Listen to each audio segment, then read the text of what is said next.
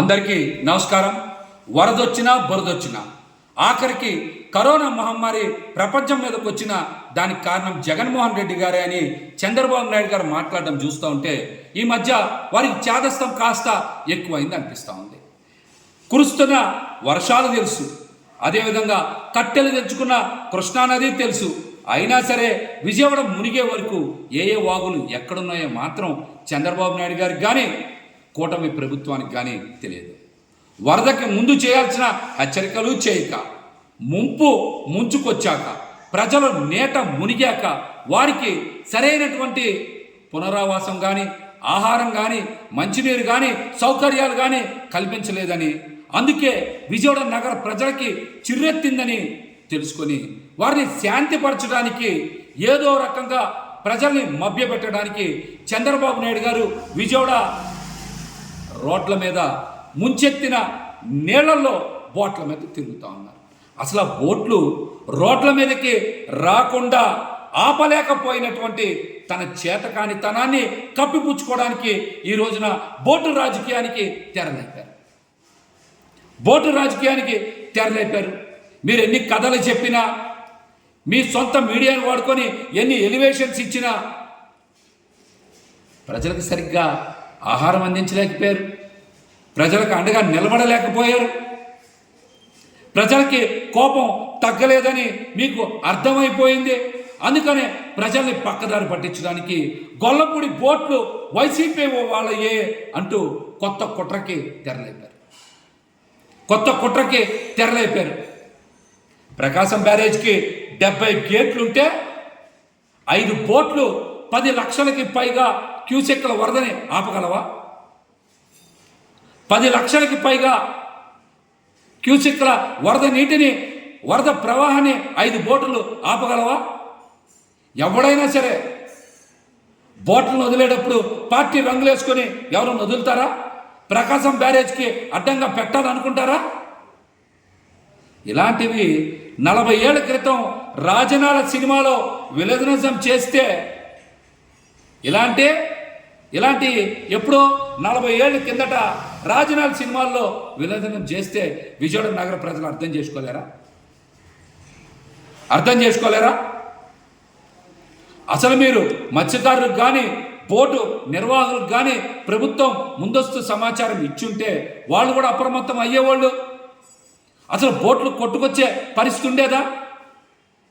అసలు ముందస్తు సమాచారం ఇవ్వడంలో ప్రభుత్వం కానీ, అదేవిధంగా జలవనరుల శాఖ మంత్రి నిమ్మల రామానాయుడు గారి వైఫల్యం కానీ స్పష్టంగా కనబడట్లేదా? ముందస్తు సమాచారం ఇచ్చుంటే మత్స్యకారులు కానీ, బోటు యజమానులకు కానీ సరైన సమాచారం ఇచ్చుంటే ఈరోజున ఎటువంటి పరిస్థితి వచ్చేదా? బోట్లు కొట్టుకొచ్చాయా? బుడమేరు వాగుని, దానికి వస్తున్న ఇన్ఫ్లోని ముందుగా అంచనా వేస్తే ఈరోజు విజయవాడ నగరంలో లక్షలాది మంది జీవితాలు ఛిద్రమయ్యాయా? చెప్పండి, ఛిద్రమయ్యాయా? గొడుగు పట్టుకొని రామానాయుడు గారు బుడమేరు కట్ట దగ్గర ఈ రోజున రీల్స్ చేసుకునే పరిస్థితి వచ్చేదా? చెప్పండి. బుడమేరు వాగుని, దానికి వస్తున్న ఇంట్లోని ముందే అంచనా వేస్తే ఈరోజు విజయవాడ నగర ప్రజల జీవితాలు చిత్రమయ్యాయా? ఏదో గంటలు పూడుస్తున్నట్టు రామానాయుడు గారే ఏదో జేసీబీలు నడుపుతున్నట్టు, టిప్పర్లు నడుపుతున్నట్టు 3 రోజులు అక్కడే ఉండి గంటలు పూడ్చాడంట ఆయన. ఏం చేశారు? తట్టెత్తారా, పొట్టెత్తారా మీరు? అక్కడ నుంచొని ఏం చేశారు మీరు? చక్కగా రీల్స్ చేసుకున్నారు రామానాయుడు గారు. ఆ రీల్స్ బయటకు వదులుతున్నారు. ఇది పరిస్థితి. క్రైసిస్ మేనేజ్మెంట్లో నన్ను మించిన వారు లేరని చంద్రబాబు నాయుడు గారు మీడియా ముందు ఓదరగొడతా ఉంటారు.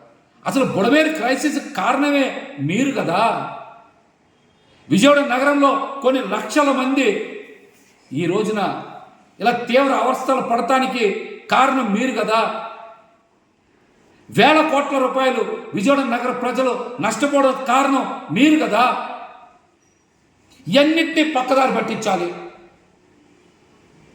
ప్రజల్ని ఏదో రకంగా డైవర్ట్ చేయాలి.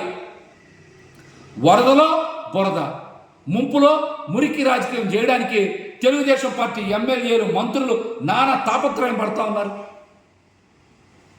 మీరు ఎన్ని అబద్ధ ప్రచారాలు చేసినా విజయవాడ నగర ప్రజల దృష్టిలో చంద్రబాబు నాయుడు గారు కూటమి ప్రభుత్వం ఎప్పుడూ ద్రోహులే. ఈ ముప్పు కారణం మీ ముందు చూపు లేకపోవడమే. ఇవన్నీ ప్రజలకు తెలుసు. అయినా సరే ఇంకా ఏదో కుట్రకోణం.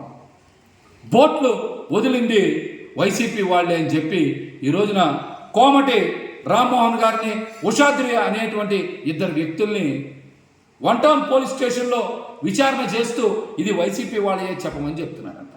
కోమటి రామ్మోహన్ గారు బోట్లు అమ్మేసి ఎప్పుడో 4-5 ఏళ్ళ కిందట అమ్మేశారు. ఉషాద్రి గారు అనేటువంటి వ్యక్తికి ఏ రాజకీయ పార్టీతో సంబంధం లేదు. అయినా సరే వాళ్ళ మీద ఒత్తిడి తీసుకొచ్చి వేధింపులకు గురి చేస్తూ ఉన్నారు. అట్లాంటి వేధింపులకు గురి చేసి ఒత్తిడి చేస్తున్నటువంటి పోలీసు అధికారుల్ని ఖచ్చితంగా కోర్టు ముందు నిలబెడతాం. న్యాయపరమైనటువంటి చర్యలకి వెనకాడబోమని వైఎస్ఆర్సీ కాంగ్రెస్ పార్టీ తరఫున ఇప్పటికే స్పష్టం చేశారు. మేము కూడా అదే చెప్తా ఉన్నాం. మీరు వేధింపులు ఆపాలి.